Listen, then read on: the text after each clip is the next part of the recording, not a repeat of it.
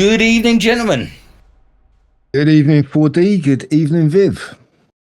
Good evening, 4D. Good evening, Bonds.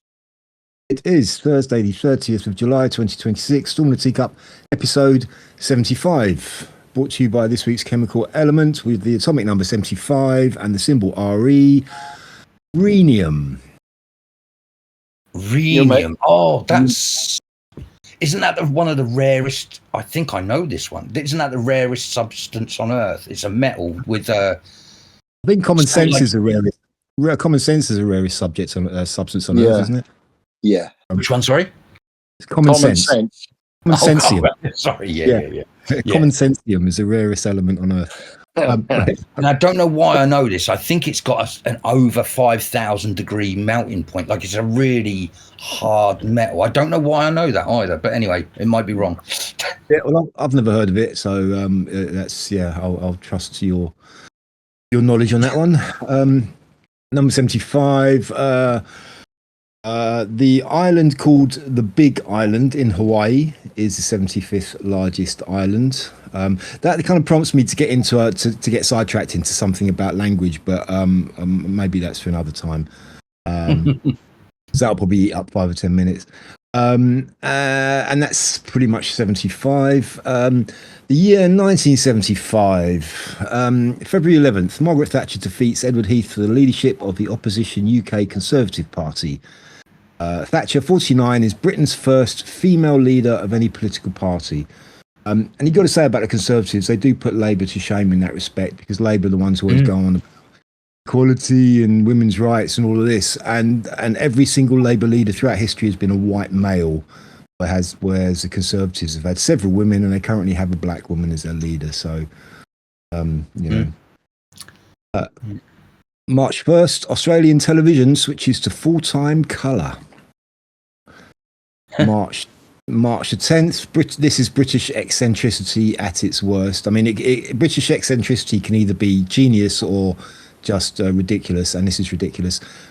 Dog spectacles are patented in England. How did that work out? You don't see many. And it never took off. Yeah, I know. Who'd have thunk it? Yeah, well, you see dogs wearing spectacles all the time. What's wrong with you? March 21st, Ethiopia abolishes its monarchy after 3,000 years. Wow. Yeah. April 4th, Bill Gates and Paul Allen found Microsoft in a place called Albuquerque, New Mexico. April 4th, British sitcom. Here we go. That's what we were talking about last week. British sitcom The Good Life, starring Richard Bryars, Felicity Kendall, Paul Eddington, and Penelope Keith, debuts on BBC One. Oh, nice. Oh. Yeah. April the 8th, the 47th Academy Awards. Oscar for Best Film goes to Godfather 2. Best Actor, Art Carney for Harry and Tonto, and Best Actress, Ellen Bernstein for Alice Doesn't Live Here Anymore. Good film. Yeah, I haven't seen it. April 18th. Godfather 2, I thought you were talking about Alice Doesn't Live Here Anymore. But yeah, Godfather 2. Yeah. Yeah, Godfather 2 is meant to be the best out of the three, isn't it? That's what everyone says. That's Alice Doesn't Live Here Anymore is a Martin Scorsese film, quite gritty. Ah, okay. April 18th, the Khmer Rouge begins a forcible mass evacuation of the city of Phnom Penh and starts the Cambodian genocide. Big up to Pol. Dear. Humanity. Yeah. Or lack of it. April 30th, the Vietnam War, the fall of Saigon. The Vietnam War concludes as communist forces from North Vietnam take over Saigon, resulting in mass evacuation of the remaining American troops and South Vietnam civilians. As the capital is taken, South Vietnam surrenders unconditionally and is replaced with a temporary provisional government. So there you go, the official end of the Vietnam War. Yeah. May the 13th, hailstones as large as tennis balls hit a town called Wernerville in Tennessee. That's dangerous. Oh. I remember when we had that in our country, and I would have been very young, so I'm going to guess it was like the early 80s, but I remember being in my granddad's house, the greenhouse, everyone's greenhouse got smashed up. And so this is in the Chichester area.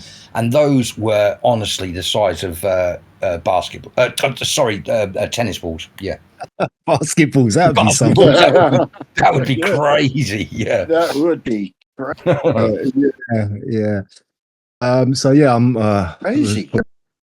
I've never seen anything like it before or since. It's a crazy phenomenon. Yeah. Yeah, I've never seen them that big.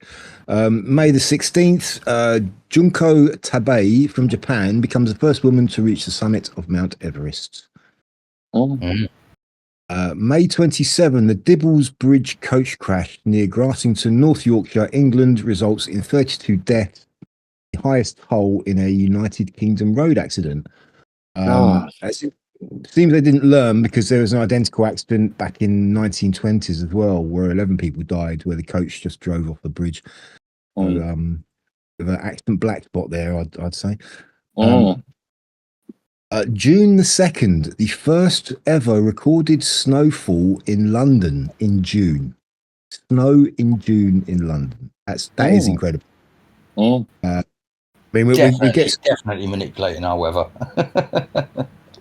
Well, I mean, we obviously get snow in this country in the winter, but the big cities, we don't tend to get that much snow, especially London. So in June, that is just really weird. Yeah, but global warming sorted that out. Don't worry. Yeah. June 5th, United Kingdom electorate vote 67% to 33% in a referendum to remain part of the European Common Market. June the 7th, Sony introduces the Betamax video cassette recorder for sale to the public. Back in the days where it was either Betamax or VHS, wasn't it?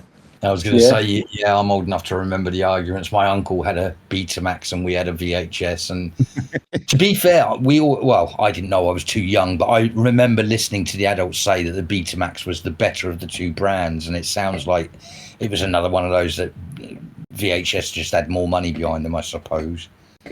Yeah, maybe a Windows Apple type scenario there, or an Android Apple thing.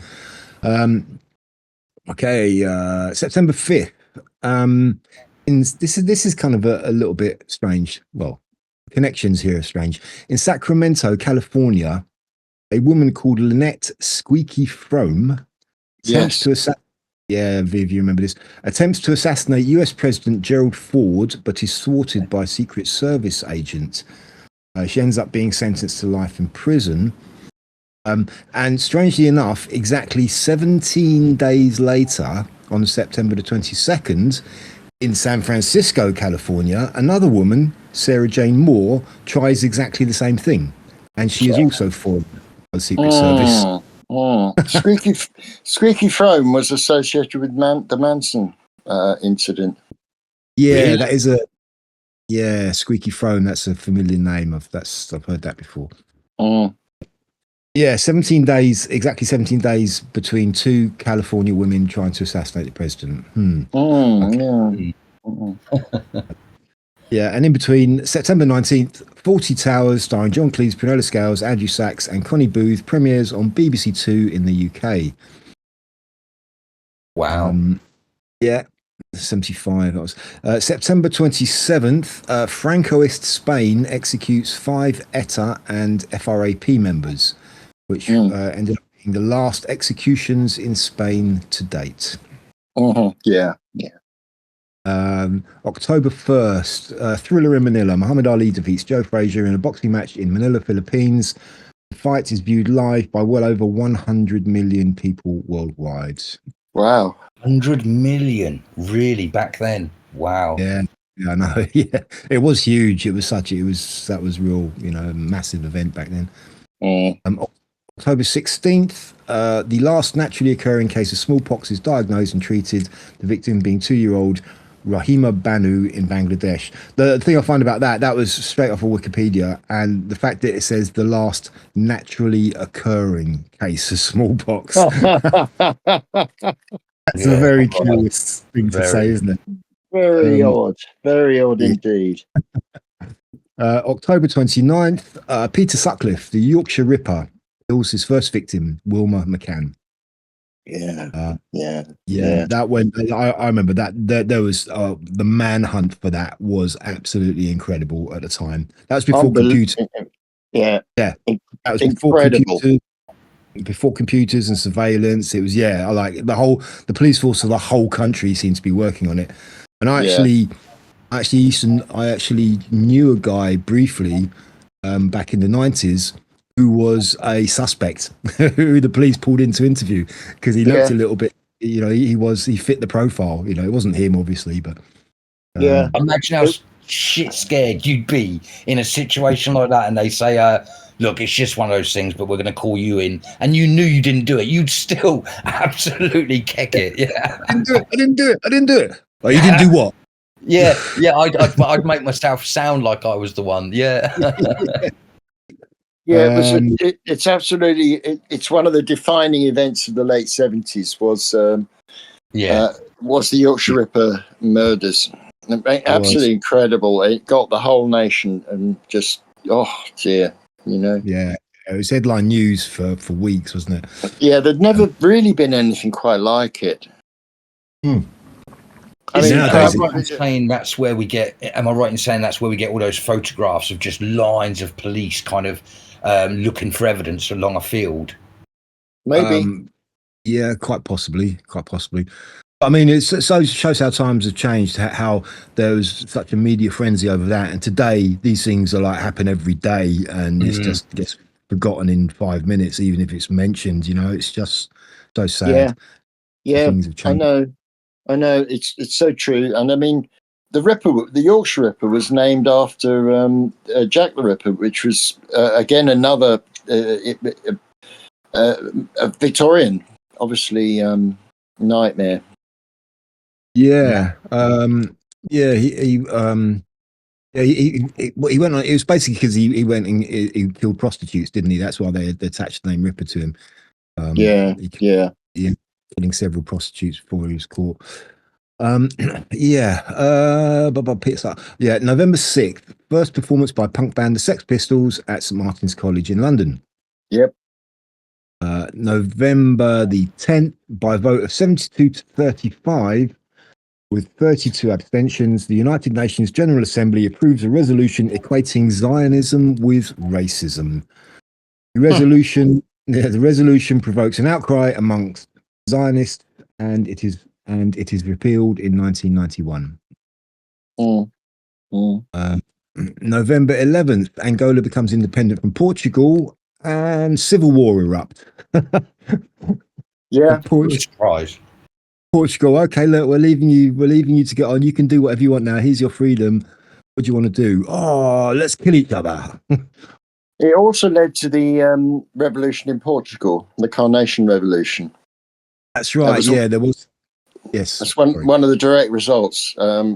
Soldiers coming back from Guinea-Bissau, Angola, and the other African country sort of led a revolution called the Carnation Revolution, which was pretty bloodless and led to the overthrow of Salazar, the Portuguese fascist dictator, or should we say political, he was a military strongman.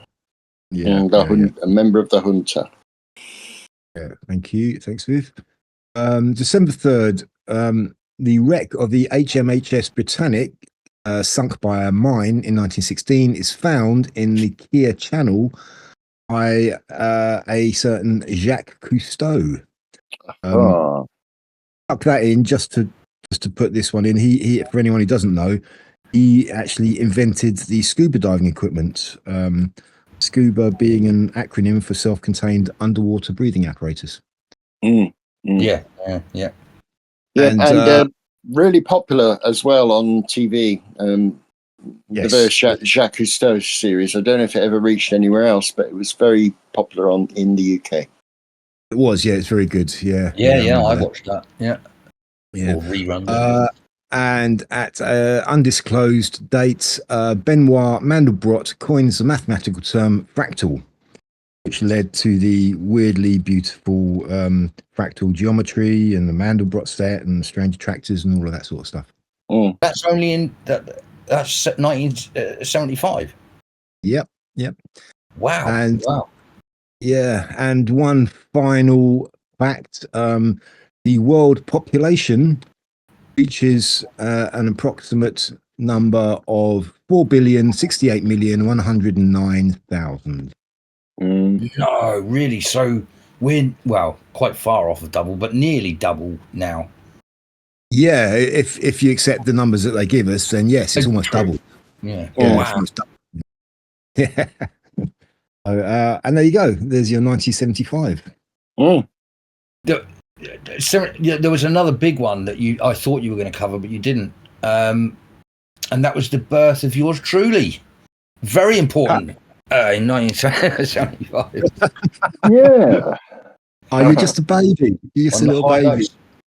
And you know, it's like if you ever buy a red car, you always see red cars, and if you have a blue T-shirt on, you suddenly see blue T-shirts. Because of 1975, I was told like it was such an important year. There were so many things that happened in 1975, and of course, I think everyone can say that for the year they were birthed. But at one point, I do remember thinking that it was really important and special to have been born in that year, because I kind of thought it was that was the year lots of things happened. Yeah, I think yeah. I mean, you probably realise now that lots of things happened every year. yeah. It was a couple of months ago I realised. Yeah. No, I think I was like 10 or 11, and I just remember like getting this overwhelming feeling that I was in a special year, and what did that mean? Yeah. Anyway. Yeah. This day in history. So for the 30th of July, 1646, English Parliament sets King Charles I Newcastle propositions. I had no idea what that meant, so I quickly had a look. So in 1964, King Charles I surrendered to the Scots and opened negotiations with Parliament.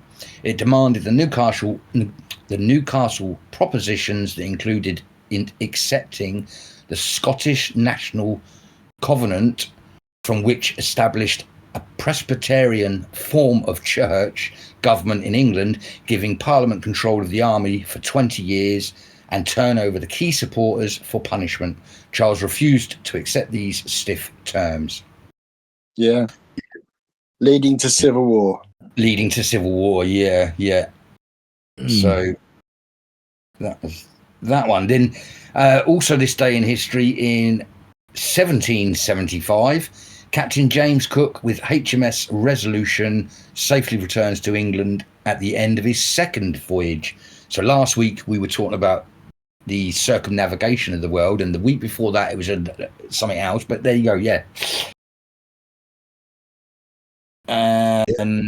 Go on. I was going to say it was the era of explorers, wasn't it? The era. Yeah, I suppose it was. Yeah, they were all sort of. That was when they wanted to know everything about the world, with all the Darwinism and all of that sort of stuff. That's when the whole of the world was still, there were lots of parts of the world which were still unknown to us Westerners, at least. They went out to go and colonize them. Yeah. The 30th of July, 1836, the first English language newspaper is published in Hawaii.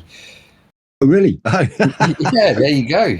1874, Boston and Philadelphia are the first baseball teams to ever play outside of the US, and they go to the British Isles. Wow. 30th of July. Oh, go on. Sorry. Sorry, the date. That's the 1800s, was it? 1880. Yeah, 1874. Yeah, 18. It's kind of strange to think there was even a baseball team around. They probably came over and the English were all like, "This is a strange rounders team. We don't play rounders." Yeah. 30th of July, 1900. British Parliament passes several progressive social acts. So this day we have the Mines Act, the Workmen's Compensation Act, and the Railway Act. Hmm. Yeah, whenever I hear the words government, progressive, and social in the same sentence, that always rings alarm bells as far as It's I'm frightening, concerned. isn't it? Yeah. It's like what's that line? The worst words to hear from a government official: "I'm here to help" or something. Yeah. Yeah, I think it was Reagan who said that. Yeah. Was it? Yeah, yeah. I'm from the government and I'm here to help. That's it. Exactly. That's it. 30th of July, 1914. John French appointed commander-in-chief of the British Expedition. That's the word, force. Right. Yeah. Where was the next? That was a good one. Oh, 30th of July 1970, riots hit Belfast in Northern Ireland. But that's not the next one I was looking for. Oh, yeah, there it is. Sorry. So this day, 30th of July, 2018, British Foreign Secretary Jeremy Hunt mistakenly calls his Chinese-born wife Japanese during a meeting with the Chinese counterpart in Beijing. How the F do you fucking get your wife's thingy wrong? Perfect. Perfect, yeah. Well, Yeah. it's really kind of on a par with Starmer's release of sausages, isn't it? How did he even manage to say that in a public press conference? It's just insane, isn't it? Yeah. But I don't think it's insane. It just shows how abjectly stupid they are. Yeah, incompetent. Well, and or fake. You know, again, I think half the weddings and are all, and then the children even. I mean, I've heard loads of things about Obama and the children aren't even theirs. It's the nannies. It's really weird. Very weird. Yeah. Yeah. You know. Well, obviously you know because we talk about it all the time. But that old phrase, "It's a big club and you're not in it." You know, as the weeks and years and months go by, I think to myself, you know, I don't think I took that seriously enough. It's like it is a different world for them. They have fake children, fake weddings, fake sexualities, fake ideas. You know, who does run that? Who's got the puppet strings of this other group of people on this planet? Yeah. That's something we have tried to address in the past, but of course we'll never find out, or we certainly can't come to any concrete conclusions right now. If we knew who they were, they probably wouldn't be able to wield the power that they do. You know. That's right. Yeah. That's why nobody's ever heard of them. We don't know who they are. Yeah. And actually, on that note, we were just talking about this briefly just beforehand. So, and I'll throw it in very quickly because it's just something I today have noticed. And I was saying to you two that there's possibly more to come with the whole Anne Widdecombe thing. And it's something I'd seen from Liam Tufts, and he's interviewing Noel Wilcox. And the basics that I've taken from it so far is it looks like, as is always the case with these things, Anne Widdecombe was just about to break something to do with the child maintenance services. And that somehow this is also linked to Serco. And again, I don't know if this is true. I've literally just had a look at it. But it's from someone who's relatively well-known and doesn't sort of make things up. So, and I was saying to you two guys that the sort of first time I became a against the government type of guy was during the whole Fathers for Justice things.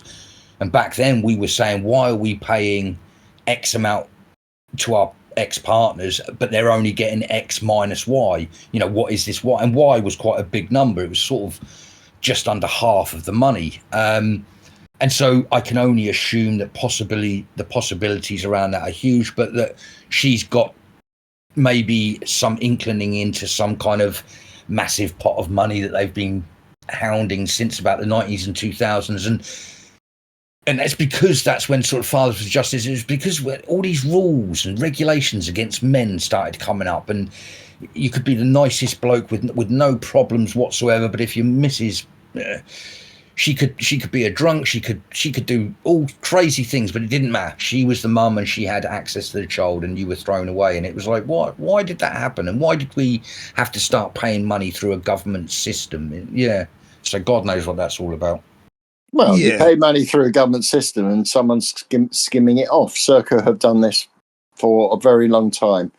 If people don't know about Serco, they're the largest company you've never heard of. Well, yes, Serco seems to get a hell of a lot of big lucrative contracts from the government for various things: prison transport, security for the migrant hotels, and all of this. So there's a lot of underhand stuff going on there, a lot of backhanders, I would imagine, I presume, allegedly.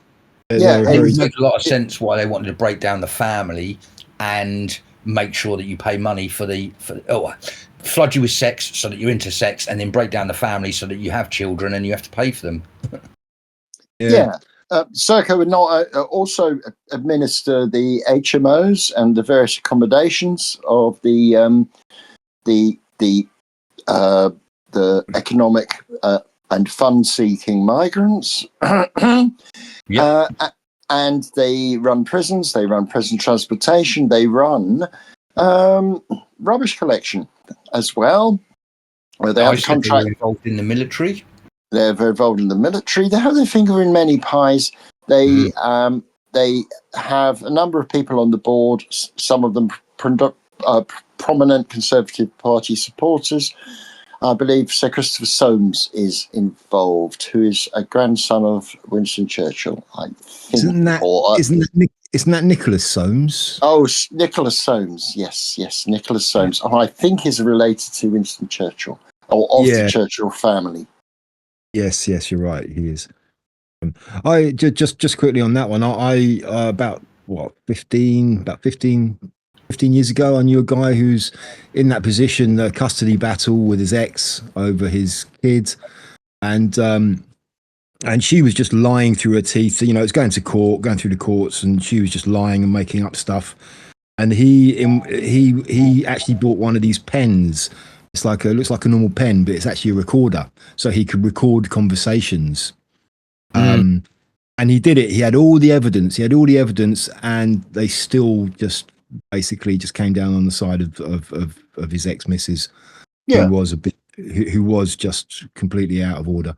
So it was that time when men, when it came to custody battles, the women always won the custody battles, no matter what the facts were or the evidence or anything. They always won. It was a really bad time for that.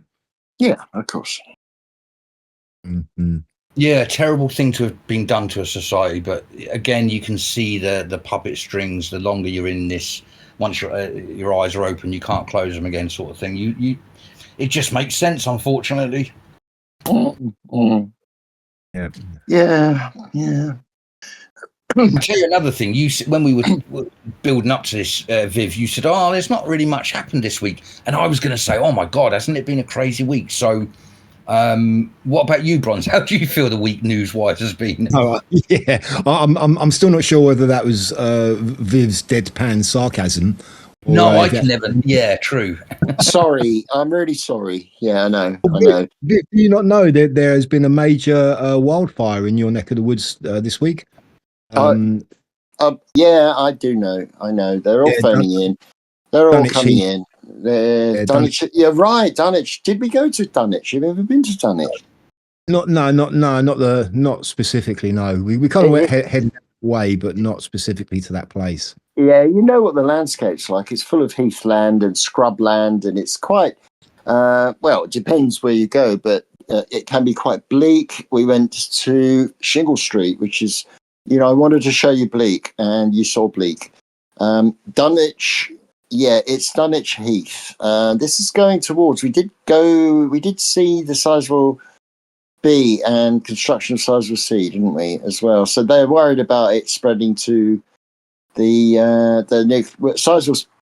Sizewell B is a nuclear power plant situated on the Suffolk coast. For anyone who doesn't know. And funnily enough, I listen to help me go to sleep. Sometimes I listen to a guy in the UK, he's called on YouTube, and he's called The Thing UFO.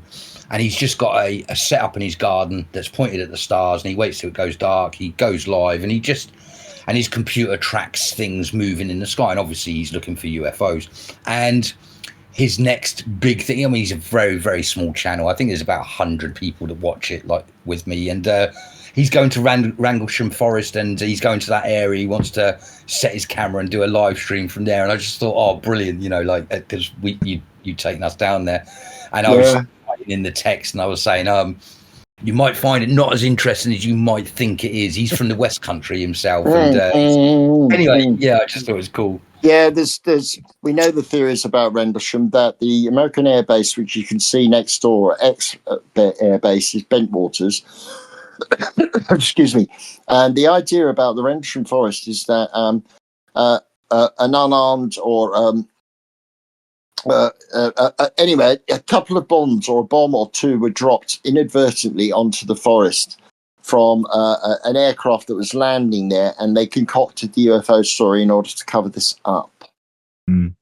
It's quite famous. It's a quite famous UK UFO story. It's been called the UK's Roswell, hasn't it? So yeah, speculation abounds whether it happened or not. But it's we don't know. It's a good little thing. We just don't know. But when you go there, it's a forest. It's kind of spooky, like forest can be. And in the middle, we've actually found the reconstruction of the UFO, which is really funny. It was fun, yeah. It was ridiculous. It really was. So it's like, oh god, look what they've done. They've put a little UFO in a clearing and a little sort of information board. It's just so stupid. Yeah, it's almost very British, isn't it? It's just like, here we are. It looks a little bit like this. Now go away, have a cup of tea. It's so British, so very British. Yeah, I mean, it's a tiny thing as well. It's obviously scaled down, and it's got the weird writing that the American servicemen who rushed over to guard it, or who said they saw it, if it's a cover story, lights flashing, and they saw a craft had landed. Yeah. Yeah. I still love those kinds of stories, though, whether they're absolute rubbish or not. I'm very much a fantasist in that way. I quite love the romance of those stories. Yeah, it probably was just an inadvertent bomb that they covered up. Of course it was, but who knows? It's great fun anyway, that's for sure. It adds to the enjoyment of the nation. Yeah. I mean, if you're into the whole UFO thing, yeah, it's kind of interest. For sure, definitely. Yeah. Did you guys see what Trump and the White House released this week? No. Yes, no. I don't know what you're talking about. With regards to UFOs. No. Oh, blimey! no, did you not see the little? I thought you both would have seen it. It was it's the weirdest thing. The White House put out a 1 minute meme of Trump's in a spaceship flying around with JD Vance, and things are coming up like the past is behind us. We're now going to take you to a future, and there's lots of shooting of aliens and aliens getting arrested. It shows Chuck Schumer taking his face off, and that he's actually not a human being. It's a bit mental, and you go, and lots of people are saying, right, now are they trolling us? Are they trolling themselves? Why is this a joke? It's a joke. It's a joke. He's having a laugh, I reckon. Yeah, I think there is some purpose behind it. I have seen that, by the way, 4D. I remember it now. Oh, yeah. right. I don't think they just release stuff on a whim, but I think there is some purpose behind these things that they put out. Well, that's assuming that they don't have a sense of fun. Well, they do. If there was a story that were piggybacking off, I could get it. But it's just, it's out of the blue. It's quite bizarre. There's no reason for that. I can see it from the idea of the better future, but also at the end, which he keeps on doing, and I do think is a troll, is this whole idea of Trump 2028, of him going reap because he was. The first one was stolen from him. The second one was stolen from him. Yeah, he did that at the correspondence dinner, didn't he? He pulled out a hat, and said Trump. Yeah, that's it. But no, I mean, he is a diamond troller. Yeah. Oh yeah, oh absolutely. But I mean, I think kind of the official White House social media team have I think they've got it's like, do they have the time just to create these things just for a bit of fun? I don't think so. I think there is something behind it. Are they very, very serious then, do you think? Well, I don't know. I don't Yes know. and no. Yeah. Trump does seem to have a fun aspect to him, a fun side. Oh, absolutely. I'm saying it's not just for, it's not like they're kind of sitting there twiddling their thumbs going, oh, we got some time to kill. What should we do? Oh, let's just make up this meme, this little thing and put it on the internet. It's what I mean? It's I'm sure they're very busy and they do things. If you've ever worked in an office, a particular sector of an office, particularly public relations and human resources, have an awful lot of time. Awful lot of time in their hands. This is the White House, so it's not even Trump. It's an organisation that is the running the country. Say again. I said it's running the country. It's not just some kind of little company. Well, I don't think they're running the country exactly. I think the blob's running the country, like it's running all countries. So, but I'm not sure about that. I still don't think, that, again, as we always say, that's the thing that me and you differ on the most. I don't think so. I think we're going through a transition period. Yeah. Okay. Fair enough. It's interesting. And that's why I fire these things out to you guys, because it's hard for me because I do genuinely, absolutely, wholeheartedly believe in Q. I do genuinely, almost wholeheartedly believe in aliens. And so when I do get a bit carried away with it. And so I know that I have to pull myself back.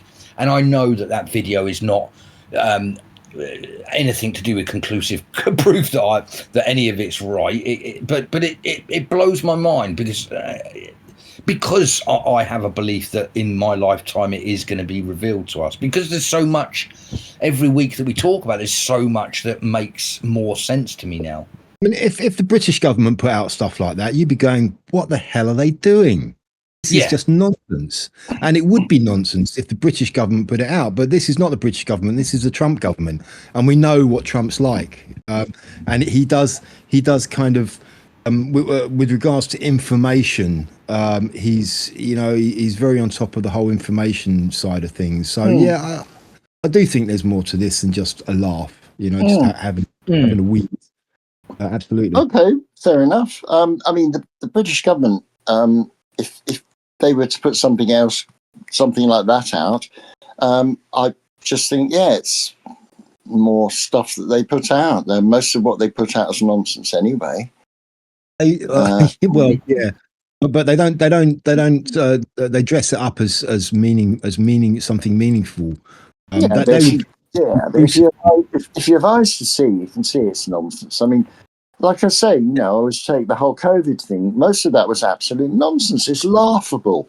It's a shame that people believed it, but even so, it was absolute, unbelievable, laughable nonsense. It is, Viv. It was. And they laughed at it. And they laughed at it themselves.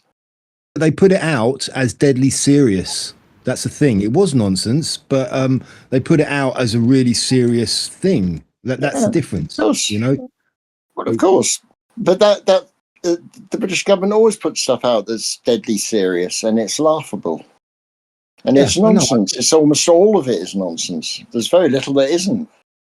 Yeah, no, I see where you come from, and that's why it's hard to, because everything you see is. In fact, I posted something for you guys. I don't know if you've had a chance to see it. It was what's that person? Body language ghost. And again, she points something out to do with the Lindsey Graham funeral that I love it when it's not until someone slows a film down and explains it to you and you think it's so obvious that's not real. I don't know why it's not real, but watch it for yourselves. It's obvious. I think she explained it very well. And the giveaway is, I'm looking at the hair. I'm looking at the way it's not, the movement is not quite blended. She didn't mention this, or she did. She said green screen, but there's something about if you look at the heads and the hair, they're not blended. There's something very, very odd about this, particularly not so much with the turning round, which is really interesting, but the way there's a mismatch. You can almost see a line, you know. Yes, yeah, like it's yeah, like it's a green screen, I suppose. There's a kind of a halo, very, very, very faint halo around. Yes, I thought the outlines were too sharp. I thought the hair, when you see that's a better explanation. Hegsworth's hair, it seems too delineated, like it's been cut out and placed. I'm not even sure how to explain this, but look at the hair. Look at this, the way the hair, not the hairline, but the outline of his head, including the hair. The hair all seems wrong. You know what it's like? It's like those 3D cards. You know, your wife makes 3D cards and gluing bits on top of each other. It's like that, where it looks like it's above the rest of the film. Yeah, exactly. That's what it looked like. Well, very, very well described. It's something like that. It's like I don't know what to think, honestly. But she did explain it very well, I thought. But then again, there's so much that, and of course, we can't believe the evidence of her eyes now. No, that's what's so frightening. The question for me is, if it is faked and they used AI or green screen or whatever, why? Why did they do it? For what purpose? Because it's a video of Netanyahu talking to Pete Hegseth and Marco Rubio, isn't it? At the Lindsey Graham funeral. And Marco Rubio looks like he's a crazy person, just sort of doing a twirl. No one would ever do that in the middle of a conversation. Well, yeah, if you're particularly disinterested with what someone is saying, you might. I mean, that is really overt body language doing that. Just kind of because Netanyahu's at first it appears like he's talking to both of them, and then he seems his focus seems to focuses attention on Hegseth, and Rubio just kind of turns away and sort of turns around and ends up sort of turning around in a complete circle and then ends up facing them again. So it is odd. But why? Why would they? What's the fakery for? Well, because like Viv says, everything we see is just a made-up load of crap. Why would they do it? To show disengagement. To show disengagement with Netanyahu. Yeah, okay. For some reason. Yeah, for some reason. Well, no, apparently that film was doing the rounds to say that Netanyahu was giving them their marching orders. It was Exactly. Right, I see. Yeah. And quite notably, there's a lot of discussion about whether Lindsey Graham's coffin would get a wrinkled flag or not, and it appears that he didn't. No, he seems to have had a proper military or American military funeral. Yeah, that's a good point. Yeah, and the reason we're saying that is because there was some time ago now. Blimey! And now I've just forgotten his name. John McCain. Thank you, John McCain. If any of you know that guy, if you look back to his funeral, the American flag draped over the coffin is absolutely terrible. And as an ex-military guy, I can tell you with great honesty that doesn't happen. If you get the flag, it gets pressed, it gets folded properly. There's a whole ceremony. It's not allowed to touch the ground. And when you do that, you only do that to people that you didn't like. It's kind of a secret part of the army thing. We screw their flag up, and it's like fuck you sort of thing. Yeah. That's the same in this country. I think it's a mark of disrespect. Yeah, it symbolizes that this person was not a patriot, shall we say. And America go even further than the Brits, or I just don't know the levels of the Brits. But in America also, you've got the eagle, whether it's holding the olive leaf or the arrows, dictates what kind of a person was in the coffin, whether they were a warmonger or a peace bringer. You've also got the gold trim on the inside of their flag. If they're dying with honours, again, any American will correct me, but it's something to do with if there's the gold trim on it, you were more than respected, I suppose. And if there's not, then you were just an average sort of person, still respected, but average. Yeah, I mean, I didn't notice any of that stuff, but there's no argument, I think, about Lindsey Graham being a warmonger. He was a war pig, absolutely. He was Absolutely, always, yeah. And so I would assume he has the eagle with the arrows in its hand. Yes. yeah.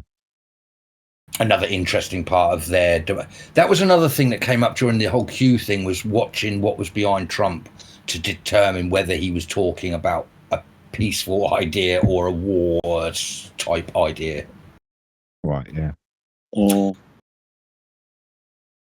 Did you? I'm always that boring person. I sat and listened to the whole 2.5 hours deposition or whatever you call it of scumbag Fauci. I think that's possibly one of the most interesting cases I've seen in a long time. Well, the silence. Yeah. Yeah, I mean, apparently, from what I can gather, he was pardoned in inverted commas by Biden. Okay, first of all, which may well have been an auto pen. But I mean, the question immediately from that was, what was he pardoned for? You only pardon someone if they're guilty of something, but he at that time there was nothing overtly that he was guilty of. Nothing accepted anyway. And apparently now, if they go into these type of depositions, if they've been pardoned, they're not allowed to plead the fifth. And he pleaded the fifth something like over 100 times. You bring up the most interesting part of the whole thing is that, yeah, you know, like we're always saying, why do they do these things? Why do they let people get away with it? And this is one of those situations where you think, shit, I see how this trap was played. And what I mean by that is, any other situation, he could have legally claimed the fifth.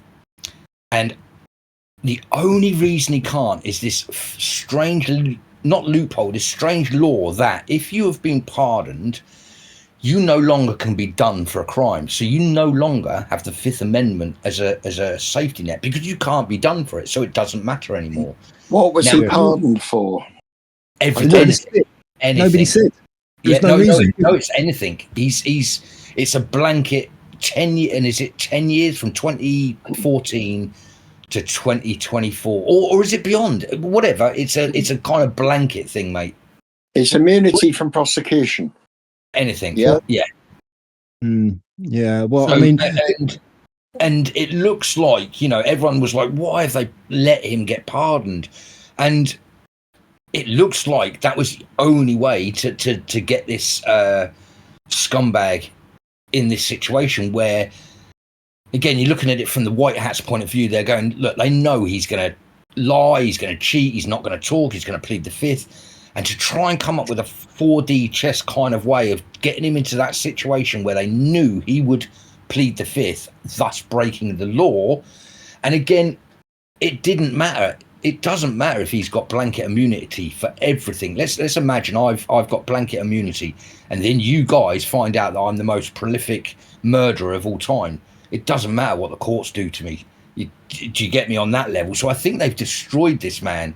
Another interesting thing about watching 2.5 hours was all the questions became, right, I'm just going to tell you what we know about you. And, you know, the beagles, the torture of the puppies, the making 1.7 million, where he was writing to companies, asking them to make up competitions where he would be the winner of said competition. So while everyone was dying, he made 1.7 million in fake prize money. So all these things were getting said, and he just said, you know, I plead the fifth, I'm not going to say anything. So they just kept on going. He's been absolutely destroyed. It's great to see. It's exposure, isn't it? Everything is now exposed. I mean, it got so ridiculous that who was it? Was it Josh Hawley? Because he kept on pleading the fifth all the time. And Josh Hawley then said to him, okay, can you tell me what day it is today? I plead the fifth. Can you tell me what colour tie you're wearing? I plead the fifth. Can you tell me what colour the carpet is in front of you? I plead the fifth. He just kind of really took it to the most ridiculous extremes to show him up. And I think that's really what it was all about. It was just letting everybody see us what, you know, how much of a corner he's in, how guilty he is. He must be guilty. It's been framed differently, though. Yeah, of course it has. Of course it has. By some. It will be. It will be by framed. some. Yeah, it's been framed as this poor persecuted man who's a good man, a good-hearted man, who's been persecuted by the far right. Yeah, they're all in the club. That's why. That's what the club does, doesn't it? Yeah, yeah. They also, another interesting thing is his lawyer is his scumbag lawyer that they chucked him out. He sat next to Fauci, and at one point he was talking to him, and the guy heading up the case said, you can't talk. You're not supposed to be here. This is to do with Fauci. He keeps on talking and screaming. So he says, right, security, come in, remove him. And then once this scumbag is removed, later on he says, yeah, the only kind of people that hire scumbags like that are the people that are guilty. And he named some people that had hired that guy before, and it's obviously high-ranking scumbags.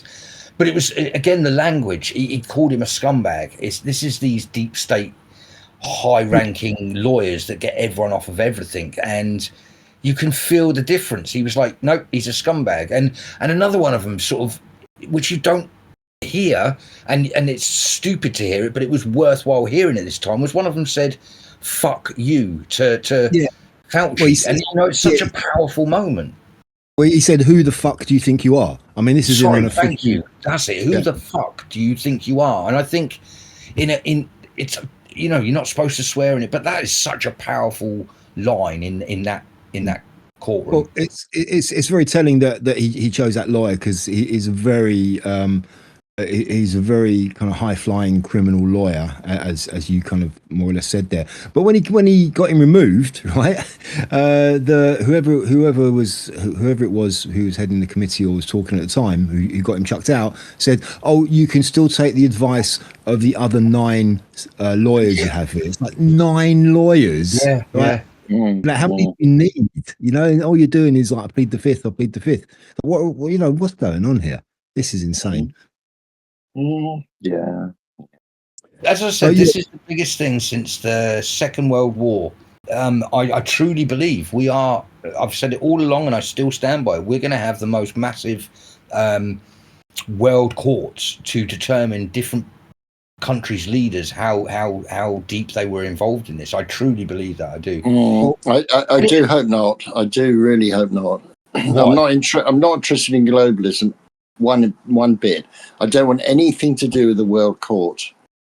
I want national courts, truly national and independent courts, not world courts run by some WHO apparatchik or some globalist.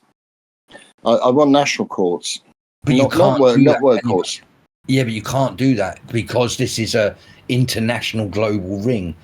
This is why it was done during the Second World War, because you had to have, like, we can't ask Biden to come here and give us evidence. We'd only be able to deal with whatever happened in our country, and they can all get out of it because they can just say, oh no, it came from Obama, and then Obama can say, oh no, it came from Blair. Like, you have to have an organized. I suppose I hear your fear, but and I'm begging you to see that there could be, the Second World War. It was just something that was put together to do those trials, and then it was closed down. That was it, done its job. I don't think I don't want a globalization either, but I think this is the only way we do this. I think what you're getting at there, Viv, is assuming that if this was to happen, that the people in these courts would be as corrupt as we've come to know them to be. But that may not be the case. They may, it's not all kind of like absolutely everything is lost and everybody's absolutely corrupt. There is a war going on. These people are being taken down. This global criminal network is being fought against. So there is still hope on that case. But I will also add that Rupert Lowe from Restore Britain, never one to miss an opportunity, came out and said if Restore Britain are voted in, we will be holding people like Chris Whitty and Patrick Vallance to account for this in the same way. Absolutely. And that's what I want. Yes. Yeah. That's what I want. Now that sounds really good. Yeah. Because movement Don't lose hope, mate. Don't lose hope. I certainly haven't, but my focus is more on local, as always. Local above almost above national, above global. In that order. In that order, if we can do this, if we can take down county courts. I mean, Rachel Matthews has been wonderful with Colchester Council. We just need people. We need to take down the county councils. We need the state to be taken down. I even think that one of the best outcomes for America would be to get rid of the state and to go back to the states. Yeah, get rid of the federal government. Get rid of the federal government and have the states giving the states the power. And that's what yeah. So that's what I mean, and I get your point about a world criminal government, investigating the sheer criminality that was clearly a global experiment and plan during COVID. Of course, I don't think there's any doubts about that when you look at the evidence. Although people would demur and say, people don't see the evidence. No, they don't. Well, I think more and more people are starting to realise it, especially now. This thing with Fauci is just the beginning. They are going to vote on whether to prosecute him. They're going to have a congressional vote about it, and it's a GOP run thing. So they are probably going to come down on him. And he was shaking like a leaf. His demeanour had completely changed. He's always the cockiest one in the room, and like he was notably shaking, not just slightly. He was notably shaking. Another thing, did you see his wife? He is another one of these people who just seem to have a spouse who looks just incredibly trans. His wife looks. I don't think I've seen the picture of his missus. If you watch the deposition, there's a woman sitting next to him in a kind of a cream sort of like a sort of suit thing, and apparently that's his wife, and she looks like a bloke. It's incredible. I would say handler. Maybe, yeah. Anyway. Oh, this is difficult for me. I've got to research this, but how do you spell Fauci? I can't spell that. Faucei. That's it. Cheers. or Fauci, as Cliff High calls him all the time. Fauci. Yeah, Fauci's wife. But yeah, there was something else. Oh my word! Yeah, sorry. Yeah. Funny. Yeah, funny. A lot of these, like Chuck Schumer's wife, have you seen her? Bloody hell. And also even Bill Gates's ex-wife, she looks like Kevin Kline. It's another strange part of this club, as you will. I was listening to some guy talking about why Victoria's Secret is called Victoria's Secret, and it's really worrying and disturbing. Yeah. There was something else which I wanted to talk about, if you guys are up for it, which happened it happened like last weekend, so we're a few days past now. But the Berlin attack. And I mean, it's just incredible. It's just unbelievable. It's just like last week I was talking about information, and I was saying a way to describe how much information is in something is how much of it is unexpected, or that you didn't already know, okay, that you weren't expecting, okay. And it seems that these now almost seem to be following a blueprint in these attacks, and there's zero information in any of them anymore because it's always the same. You've heard it all before. Just a quick summary. This German, he wasn't a German, he was a German citizen, but he was of Lebanese descent. They had a Pride event in Berlin. He drove a vehicle into them, and then got out and with a knife or whatever and started attacking people. Killed, I think, one person and injured several, 20 odd more. He ran away. The Berlin police found him, shot him dead, and then it comes out afterwards that this guy was known to the police. He had tried to commit a terrorist act previously, right? Get this is unbelievable, right? And he fled to Lebanon. When he got to Lebanon, the Lebanese knew him, said, right, not having you, stuck him straight in jail. He was in jail. He was locked away. He was done. The Germans, right, then extradited him, said, no, we want him back. Right? It's like, so he was a known terrorist, he was a known jihadist, and he was safely locked away in a Lebanese prison. He could have rotted there for the rest of his life. But the Germans, no, we want him back because, you know, we want to put him on this de-radicalization scheme, right? To prove that multiculturalism works and that we can change him. And of course, he goes back to Germany, right? If you look at the people who were involved in the de-radicalization program, all of them white liberal women, right?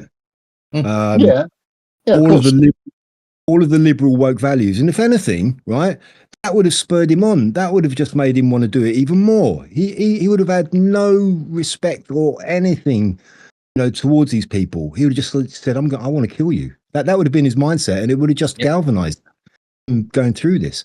So this was completely preventable. And sorry, Viv. And one other aspect, then you get all of the people coming out, all of the spokespeople, right, coming out and commenting on it afterwards. All of the liberal spokespeople, the gay spokespeople, the people in government, right. Not one of them mentioned Islam or jihad or Islamic terrorism. But guess what they did mention? Far right. It's unbelievable, right? They just don't fucking get it. It's was this fella far right then, according to their viewpoint? No, he wasn't. But they still come out. The main threat is far right, though, not this fella. It was a minor incident. It's just cultural. It's just what they do. It's a cultural thing. It's classic nudge. It's a classic nudge unit operation. You know. Yeah. The biggest threat to gay people are the far right. They're the ones I'm really worried about. It's like, how many fucking Islamic nut jobs do you need to attack you and kill you before you realise, before you actually, get it? I'm sure they do get it, but they're reading off a script now. It's like, okay, this is what you got to go out and say, because you've got to deflect. You've got to take it away from. Last far right attack I remember, and I may be wrong, and I'm stand ready to be corrected, was the bombing of the Admiral Duncan pub in Soho in must have been late 90s, and that was a far right fella who did that. He bombed a few places. David, somebody like that. But funny you should bring that up, actually, because you're talking about a place in central London which is the heart of the gay community in London, right? It's in Soho. Yeah. It's something else, okay? That is a 2-minute walk, as you will know, Viv, from Piccadilly Circus, right? Yeah, pretty much, yeah. There's a massive building right on Piccadilly Circus. It used to be called the Trocadero. Yeah. There are apparently plans afoot to turn that into a huge mosque or Islamic centre. Serious? Oh, yeah. Absolutely serious, right? Now, it's like, what's 2 plus 2? Dude, come on, do the sum. How many fingers am I holding up, Winston? 4. So if that goes ahead, right? The amount of grief and aggro and probably violence that the gays in Soho are going to get from the occupants and the visitors to that mosque is going to happen. Did either of you two see Dan Wootton's special last night? No. He had well-known, high-ranking, whatever you call it, imam in the UK talking about the Islam taking over our country, and he basically said on the show, without hesitation and no problem, I implore anyone to, if you don't watch the Dan Wootton show from yesterday, this special with this imam, and he basically says, oh no, it's a fact. England is going to be the first Islam country in the West, You've got about 10 years and we've already bred you. He's very clear about it. He shares. It's well worth watching. This is what they believe. He's incorrect. He is incorrect. Spain and Bosnia. These are some of the first Islamic countries in the West. Well, you know what? I saw that on my feed, 4D, and I deliberately didn't watch it because I knew exactly. Yeah. I knew exactly what it was going to be. I knew exactly. You know, it's just going to infuriate me and wind me up and whatever. So I thought I'm not going to even bother watching that because I know exactly what it's going to be. But sure, it's going to inflame. It's meant to inflame Muslims who don't want to have any part of this as well. Isn't that meant to be part of the thing here? You know, this man, this imam, is creating deliberate division. Of course. Yeah, because there must be a great many Muslims, I would think, who want to get on with just getting on, you know. Absolutely. But they're so entrenched in that culture, and the culture is so oppressive that they're too scared. I mean, this is where it's got to start. It's got to start with them standing up. I know. Then you cannot do, but they can't do that because they will, you know, a worst case scenario, they will be taken out by their own for standing up and criticizing it and speaking out, you know. I know. And the law has to come down. You know, I mean, I'm not a great fan of the British law as it stands, but the law has to come down very strongly. If we have freedom of religion, then if someone is who's an apostate, who is has left a religion, and they are being persecuted for that, then the law has to be very, very strong and prosecute those persons who are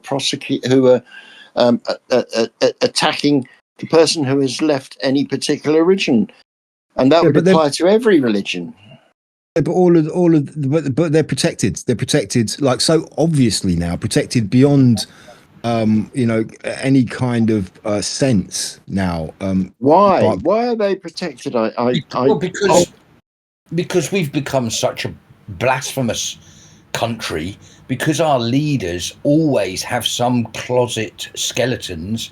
It means that anyone that steps up to take down the bad guys, if you will, can't do it, because in the modern world they just release the bad things that person has done. He or she loses credibility and the fight is lost. And it goes back to the whole Trump thing. Like, the CIA tried everything, and luckily for some, I still don't understand it, but Trump clearly is such a good guy. He's not crossed the law at all.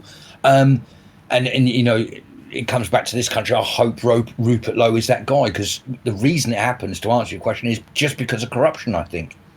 No, I think it's more than that. I think it's, first of all, they're scared of them because they know that they will take to the streets and come out and riot and be violent. And this country is already very close to the edge. And if that happens, first of all, they don't have the resources and the manpower in terms of the police to deal with it. And secondly, it's going to then quite possibly end up in a civil war, because there's going to be, you know, the people who are opposed to it are going to come out. You know, it's a powder keg. And I think whatever happens, it's going to be a civil war if we're not already in the civil war. Well, we're in a war against the British government, are waging a war against the people, of course, but which people? It doesn't appear to be against certain people. It appears to be against actually the English and, to a degree, the Welsh, the Scottish, and the Northern Irish. Well, there's also the thing about the whole kind of racism tag, which has just got everybody scared shitless these days. And also, it's a voting block that they want to keep. That they now see it as a very important voting block. They're fools. They're fools. I know of course. If they think that. They are fools, yeah. So it's a combination of all of those things. You know, it's like people with skeletons in the cupboard. It's a threat of mass civil unrest, and it's also votes. It's everything. And this is where we're at now. And it's I don't know. It's just so bad. Gad Saad, a commentator, he's just published a book called Suicidal Empathy. Yeah, he's the one who coined that phrase. Yeah, he did indeed. Originally. Yeah. Yes, that's right. He's, I believe, Lebanese originally. Yeah, and that's so that's exactly what it is. But I think it's more than that, because the word empathy is quite a nice innocent an innocent word, and I think there's more. It's not all innocence which is leading us into this. No. I know. So yeah. Ah. Did you also hear that the I think it's the mayor of the borough of Hackney in London, which has been twinned with a town or a city in Israel, Haifa, for like 60 years. They have now Yes. decided it's a green. She's a member of the Green Party. They've now decided to cut ties, so they're not twin towns anymore. And she sent a letter to the people of Haifa, or whoever's the mayor or the equivalent of Haifa, outlining this, right? And then she said, "Oh, we'll give you the cut-off date for your response is October the 7th." It's just like, really, really, are you kidding me? No, they're deadly serious about this. Of course. I mean, geez, it's just. Sorry, I obviously didn't understand. Who's asked for the deadline to be on that date? The Green Mayor of Hackney, the Hackney Mayor, who is a member of the Green Party, predominant Green Party in Hackney. Yeah, it's evil on a very weird level. It is evil. Yeah, I mean, it's just like really rubbing salt into the wound. That is just nasty. That's very nasty.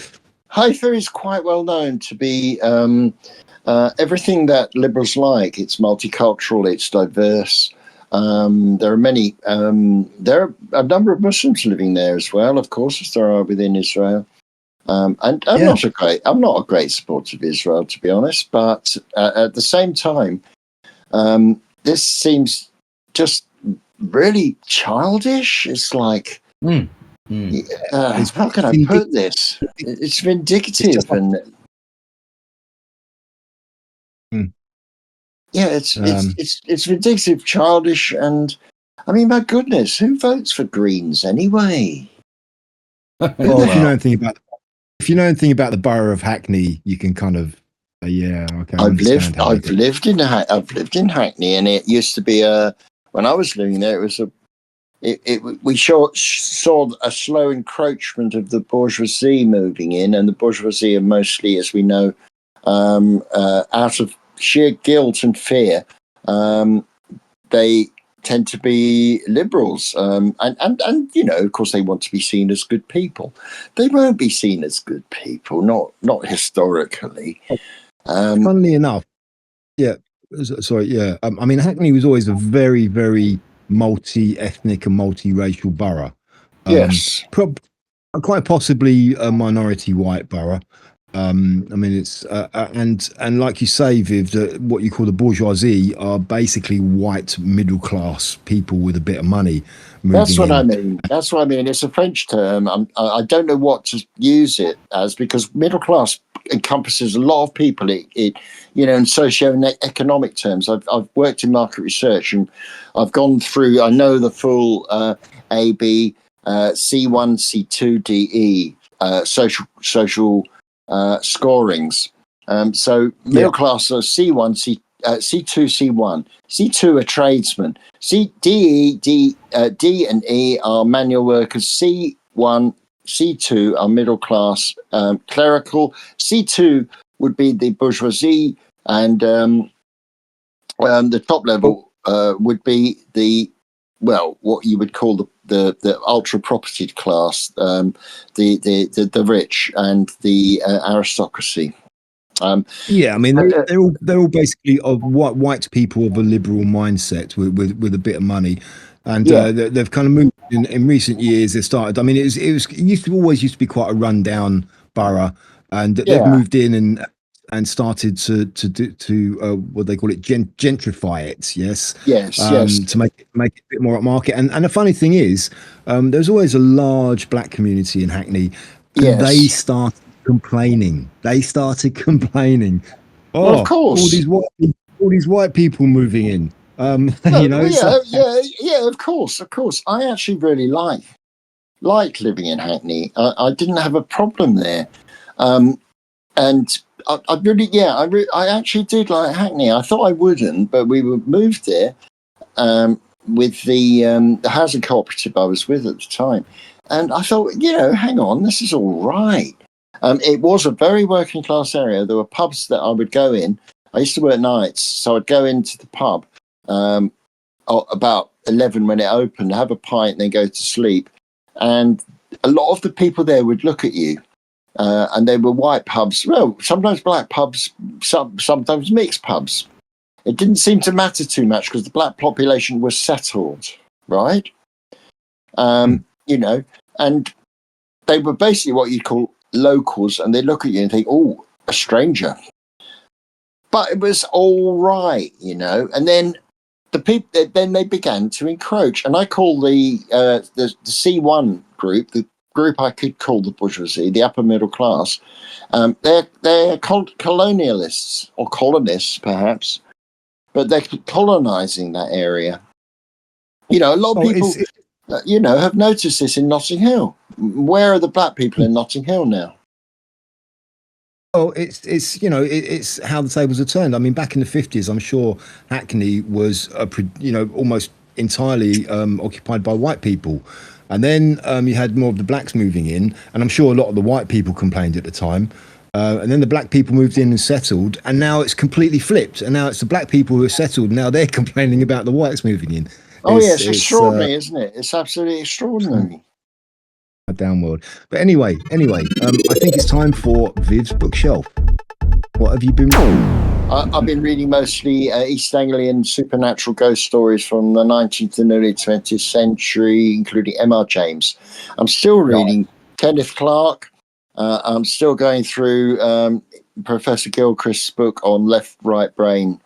But I'm dipping into all this. But I just find, what?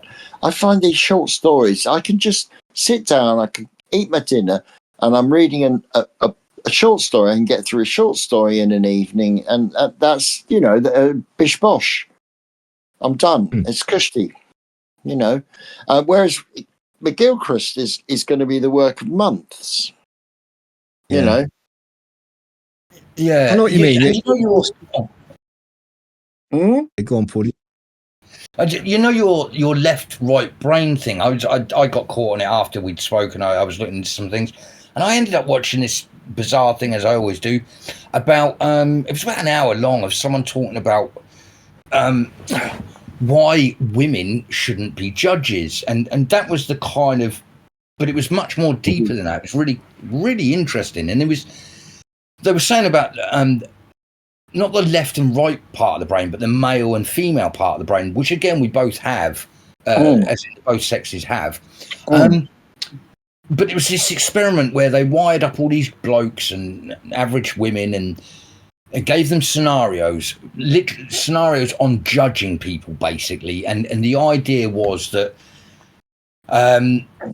basically when a man thinks someone has done wrong, they feel no empathy in harming that person. There's a part of our brain that doesn't light up. We don't care, and we're quite almost. It's not that we get happy from it, but we're almost fine with causing someone who's been evil pain. When they look at the woman's brain, it lights up. They feel empathy, even if they're told the person was a murderer, a rapist, whatever you want to sort of say. Would you put them to prison? Would you torture? Would you do this? Cut their finger off? Their brain lights up with empathy because as long as you tell a sad story, or as long as you put a meaning to that person's life. And so that's why the outcome was this idea, and they weren't trying to be sexist. They were explaining how a man's brain and the left brain is different to the right brain, and I found it very interesting, the idea that, again, there was a time when it was only men as judges, and now we have a lot of female judges. And is it true to say that men are more suited for judgmental jobs like that because our brains don't allow us to get caught up in the empathy of the case? We just go with the facts, whereas a woman, unfortunately, because of her brain, goes down the empathetic route and forgets about the facts. Found it very interesting. Yeah. Funnily enough, I don't know if it might have been the same thing, but I came across something that was talking about that as well. Oh, We right. may have been, we may have seen Yeah. the same thing. I don't know. Yeah. But yeah, but careful, 4D. You're straying into dangerous territory here again. I But what know. I will say, Very good. um, what I will say is that there is some evidence, to my mind, that there is that exists because um, who are the worst liberal woke people? Who do they That's tend to what's making be? me think about it. You always say the liberal They white tend to women. be, It they makes me tend think to about be white. They tend to be white it. women. It's Yeah. No, predominantly white women, and there's a psychological reason that I don't fully understand. I think it's to do with nurture, caring, the idea that Yeah. you often find a woman will take up with a man because she believes she can change him.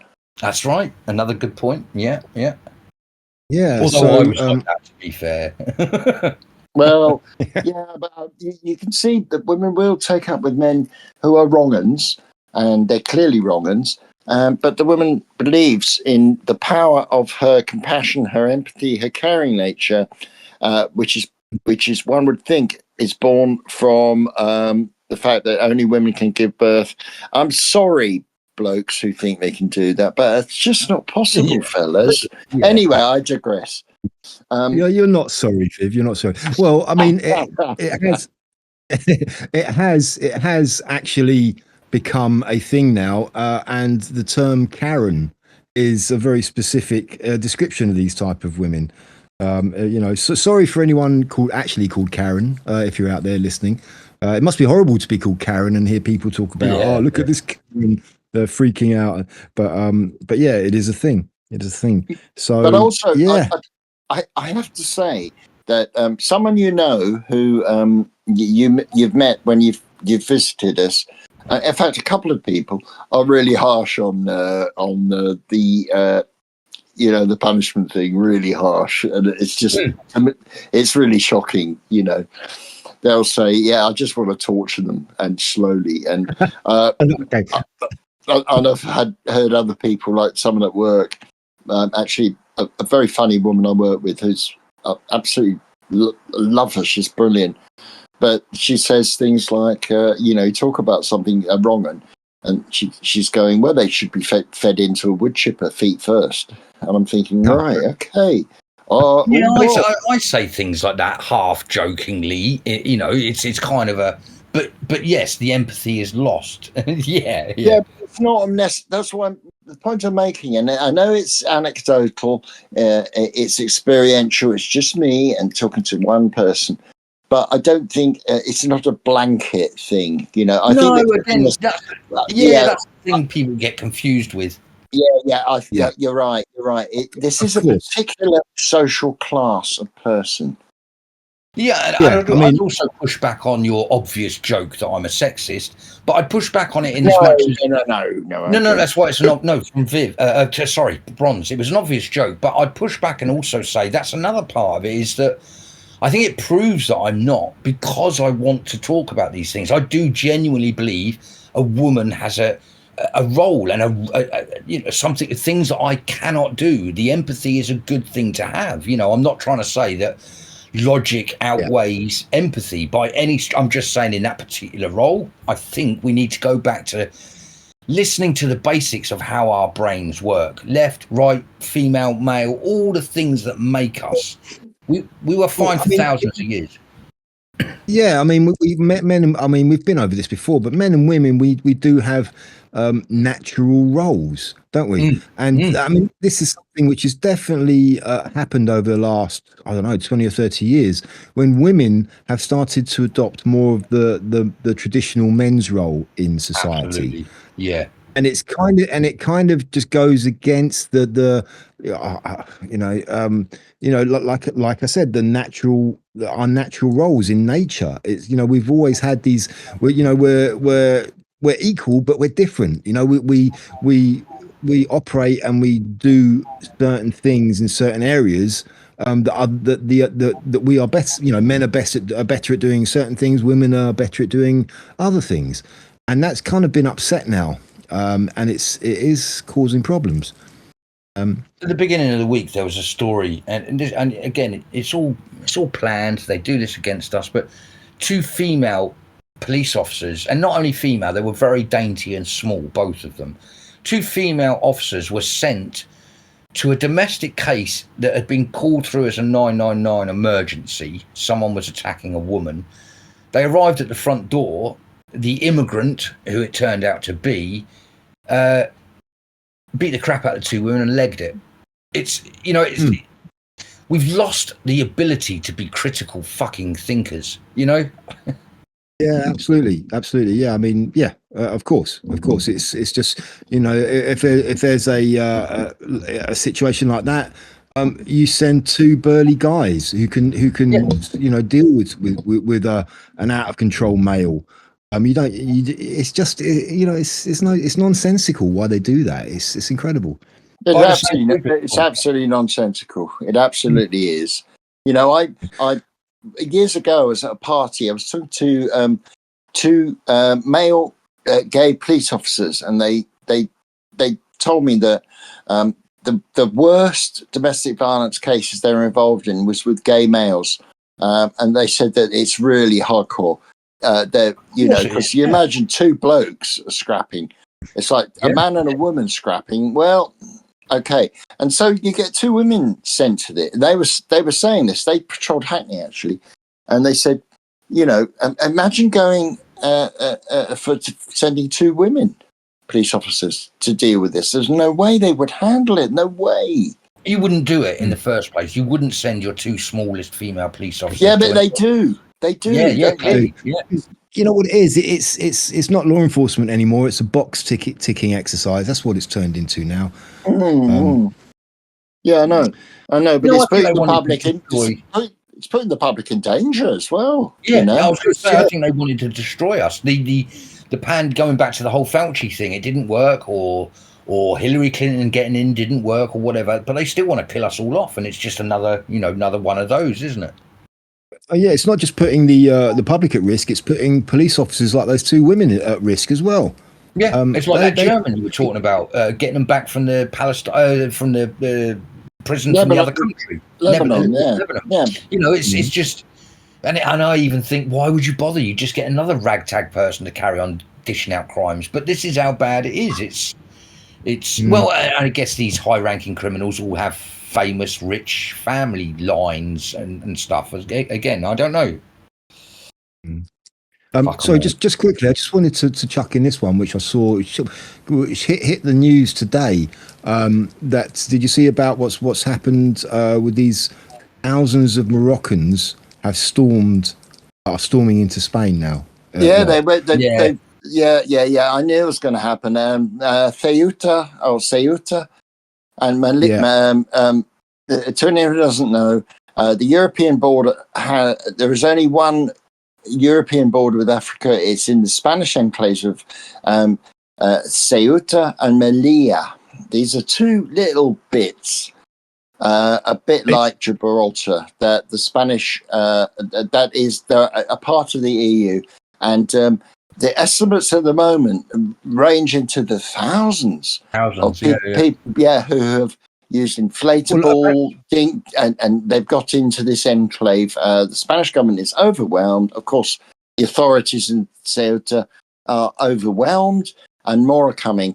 There have been a number of people who have dead for this thing. I mean, I understand it. I just get the whole thing. I understand it. Especially people from somewhere like Pakistan who come to England. They're desperate to get here because their country's such a shithole. Yeah. Well, so it's a great tribute to European civilization that people want to come here. But I'm sorry, we're not a dormitory for the world.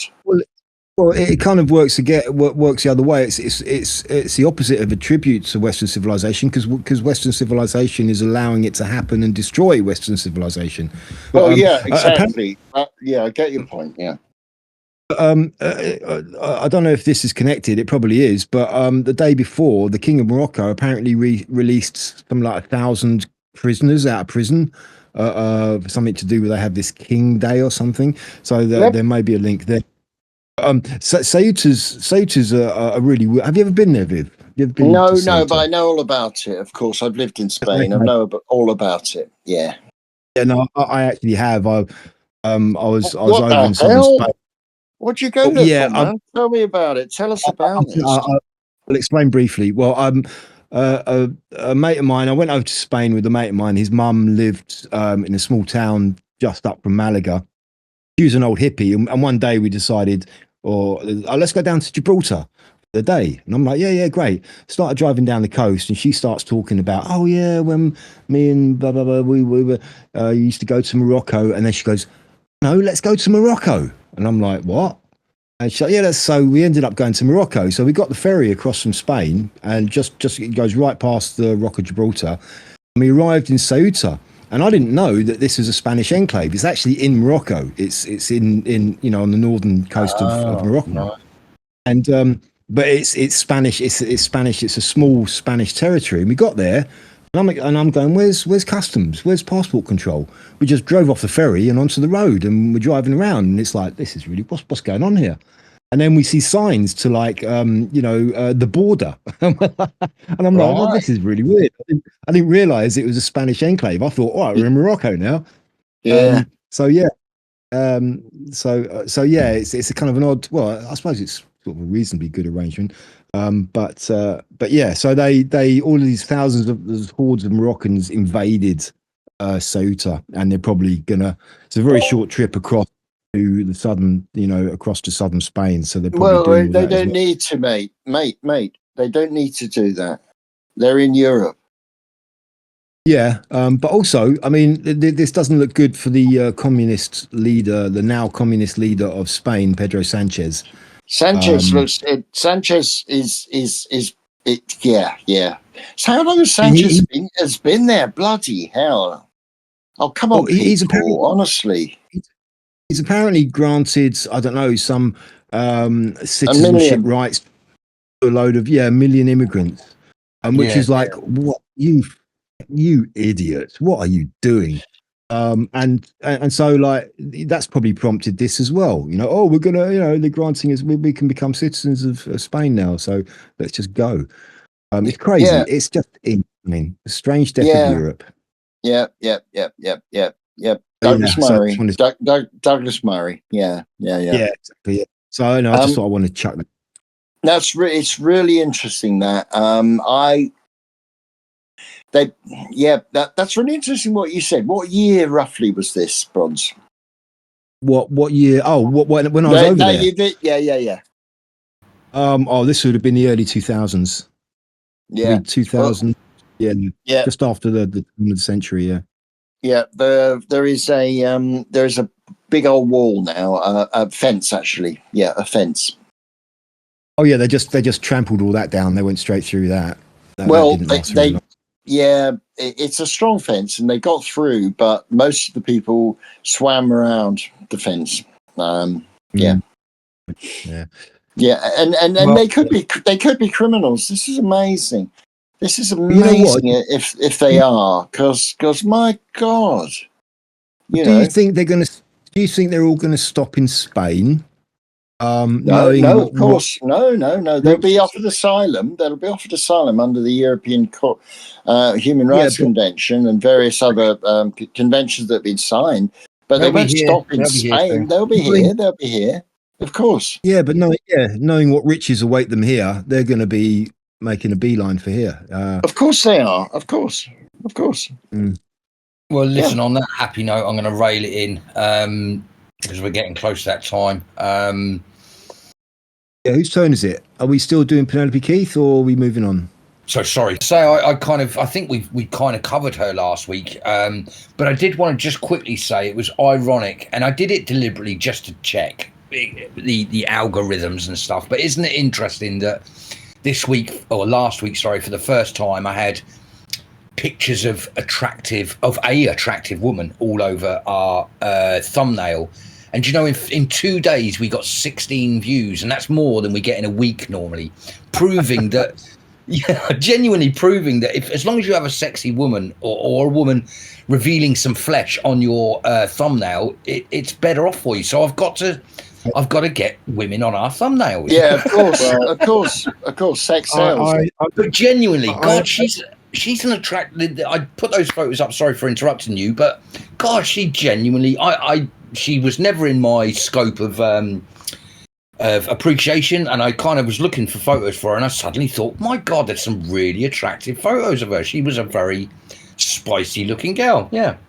Yeah, Oh, sure. yeah, I would still like to think it's the quality of our conversation which attracted people. Well, yeah, that's obviously the main reason. Yes, of course. Well, I was going to say, which one of us do you think will look better dressed up, and we get a couple of pictures and we'll put them up. That's Might be going that's a bit really too horrible. far. It's a scary thought. I don't. It- Thanks for putting that into my head now, 4D. I can't get rid of that one. Yeah, I think I'll vote for I Viv. yeah, thanks, thanks, mate. I'm gonna now spend a sleepless night. Yeah, he's gonna be up all night. He's gonna be up all night shaving his legs. Yeah. Yeah. That's right. Is thinking, is a kilt, does a kilt qualify as a skirt? I don't think so, but Oh, be careful in what circles you say that in. I had a kilt. I had a kilt once. I got it from a charity shop. I don't know where the hell it is. It's maybe it's around somewhere. But I tend to find a very nice tartan skirt on a lady is particularly attractive, I have to say. Yes. Well, tartan and or plaid, as it's called, is a wonderful material. I love the old kilt, the Scotty kilt. I think it looks bloody good on blokes, actually. It's a weird one because I don't ever think it looks good on a bloke. Even with Really? the other religions, I don't.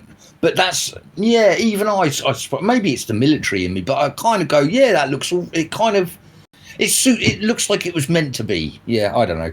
Yeah, carrot with the sporran and the dirk and all that. It kind of looks like warrior-like, or really old school. You know what? You know what it is. It's devils in skirts. That's what it is. It's just the devils in skirts. Yeah. Anyway, Viv, Who was it next? It's Viv. It's Viv's Yeah, turn. me. As much. Oh, is it? You'll have to think about someone for next week, or give us a hint, or if you've already got one. I have got an idea, and I think it's someone we haven't tackled, and it may be unknown because he's quite early on. But I did think about Tony Hancock. Yeah. Okay. Tony Hancock can Okay. do that. Yeah. Actually, yeah. Cool. Okay. Hmm. I mean, we're Quite- going quite right a, back. We're going back to it's the 50s. I think was Hancock's heyday, early 60s. Yeah, I mean, he was a very influential figure in British comedy for sure.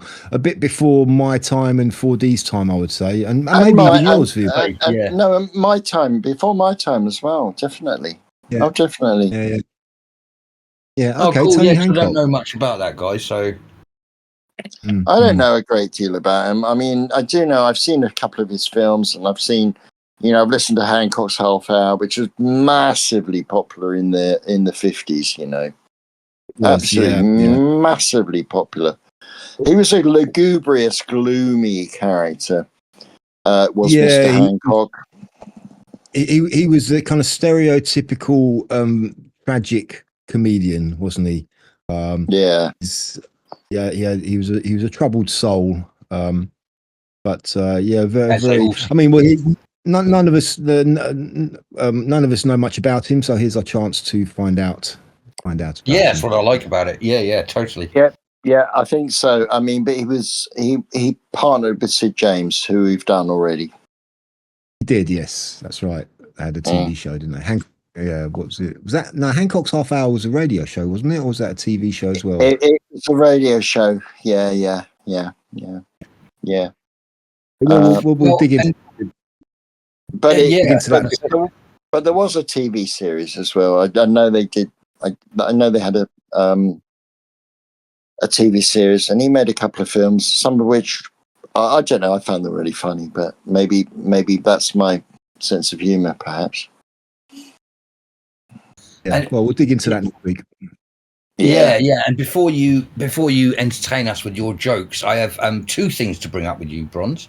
The first thing is I still don't get that joke. I have no idea what the frick you were talking about. And the other one is I don't know why I didn't get the Panzer Division one. That was pretty obvious that he was a German soldier and hence blah blah boom boom. Yeah. But the other one, I still don't get it. So what have I missed? Okay. Well, first of all, I think the Panzer one, you probably just weren't really paying attention. Yeah. But yes, I was going to address that actually. The other one it's not really a joke, it's a riddle, it's a cryptic riddle.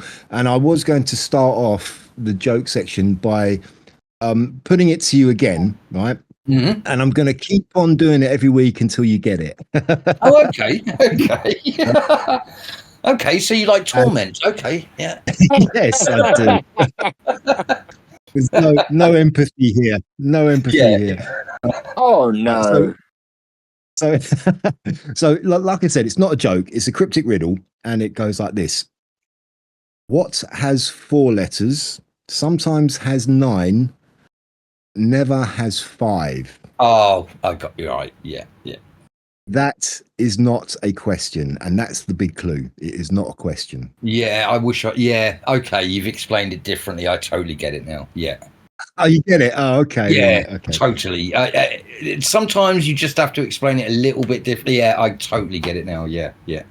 Okay, can you And explain? again, Because I don't get it. I'm the dyslexic and I just got it. All right. Okay. Yes. Well, for anyone who doesn't get it, do you want to explain? Yeah, it's one of those where you're saying the word next, and that has 4 letters, and then the next word you mentioned had 6 letters, or whatever it was. Yeah. It was So the word. what has 4 letters? What has 4 letters? WHAT. Sometimes has 9. Sometimes the word sometimes has 9 letters, and never has 5 letters. There you go. Okay, that saves me repeating it every week. Thank you. Yeah, true. Right. So, okay, some actual jokes. Okay, how do the police differ in the UK and the US? Apart from guns, of course. Don't know. Okay. Don't know. In the US, a crime happens and the police arrive 10 minutes later. In the UK, police arrive and the crime happens 10 minutes later. Whoa!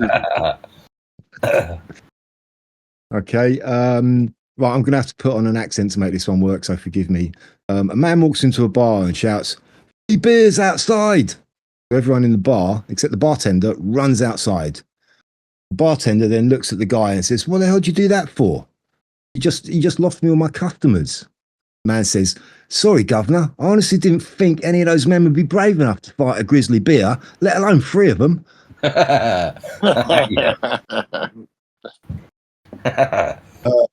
A cruise ship passes by a remote island, and all the passengers see a bearded man in ragtag clothes running around and waving his arms wildly. One of the passengers says to the captain, "Who's that man over there?" "I've no idea," says the captain, "but every year we pass by and he does the same thing." Okay. What's blue? What's blue and not very heavy? Light blue. Okay. Light blue. Oh, God. Yeah. Oh, Dear. God. Oh dear. As we were driving, my wife suddenly said, "Hey, I think you missed a right." "Oh, thanks, honey," I said, "and I think you Mrs. Right."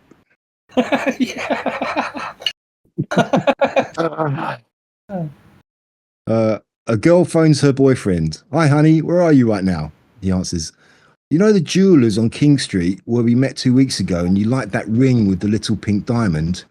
He says, "Oh, darling, you're the best. I love you so much." He says, "Yeah, I'm in the bar across the street." Oh. That's quite sad, really. Yeah. The guy says, one time I farted so long and loud, I was surprised my bum didn't have to stop and catch its breath. And the interviewer says, okay, and what are you least proud of? Oh, Wally says to Bill, I put £100 on a horse yesterday and it came in at 25 to 1. Incredible, says Bill. You must be rich. Wally says, not exactly. The rest of the field came in at 12:30.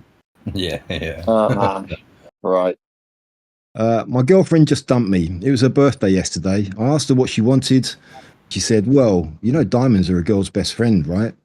So I bought her a pack of cards. Oh, that's another sad one, really. I left my ADHD meds in a Ford Fiesta. When I came back, it'd become a Ford Focus. Ooh. Oh, I see. Yeah. Yep. Got it. I just found out I'm really intelligent. I did an online IQ test. And when I clicked on show results, it said 404. Right. Yep. Sorry. Oh, that's for anyone who's ever used the internet, which I hope is everyone. So. I should imagine, yeah. A door-to-door salesman knocked on the door, and after a few seconds, it opened to reveal a boy about 8 years old with a glass of whiskey in his hand, smoking a cigar. The salesman said, excuse me, are your parents home? The boy took a puff of the cigar, sipped some whiskey, and then said, what do you think?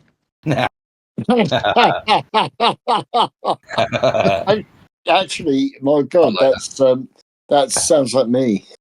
Yeah. What, the salesman or the kid? Yeah, what do you reckon? Yeah. I asked my wife, what do women really want? She answered, attentive lovers. Or maybe she said a tent full of lovers. I'm not sure. I wasn't really listening. Yeah, good one.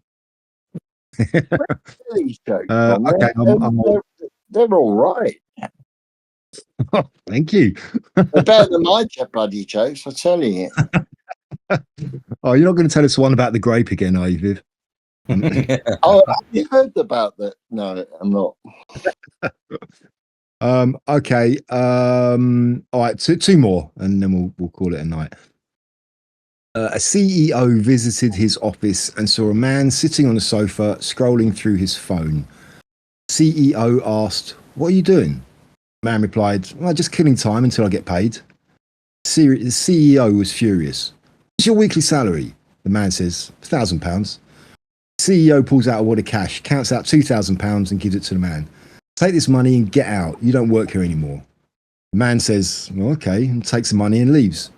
The CEO then asks the receptionist, "Who was that guy?" The receptionist replies, "Pizza delivery."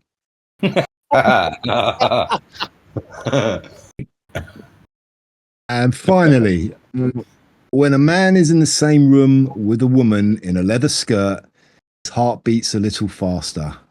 As he gets closer, his palms start to get sweaty. His knees get weak and he begins to think irrationally. The reason? She smells like a new car. Oh, bless. Yeah. I get that. Oh, good. Much better So than cool. the seashell and the smell of the sea. But anyway. Yeah. Oh, that was. Oh dear. I remember. Yeah. Thanks for the light after the mostly darkness that we talk about. So yeah. Yeah, for sure. So there we go. There we go. Indeed. Yeah. So anyway, thanks. Another week comes to the end. Bronze put something. Normally I don't know what I'm going to put at the end of the show for the kind of little end bit. Bronze sent something out that's definitely going on the end. So yeah, if you don't know, will you be able to? I won't be able to grab it. I'll have to ask my friend that helps me a lot. I can email it to you if you want. It's only a small even file. better. Oh, okay, then cool. Yeah, cool. Is that the one Is that the one that I looked at? You just copy.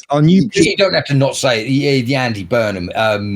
I think Oh, it's just yeah. it'd be classic to just put up at the end what a tit that man is. But anyway, Our new do our new Prime Minister is David Brent. yeah. Oh God. And do you know what? I've heard a couple of other people saying it, but that little reflection was brilliant. I thought, yeah. So on that note, I will, I'll say good night, and I'll let you all have a chuckle over that of what we think of our future because he's not. Oh no, he is the Prime Minister. Sorry, you see, I don't even know who he is. I don't even know if he is the Prime Minister or not. It's so stupid. Yeah. But anyway, I reckon. Sorry, just following on from that, I reckon probably the whole workers in David Brent's office are probably in the cabinet right now as well. So we do have David Brent and all the rest of those lunatics running the country, unfortunately. Yeah. But anyway. So look forward to him running our country. Yeah, cool. Have a good week. Yeah. All right, guys. Good one. Thanks for the chat. All the best, then. All the best. Have a great week. I shall try.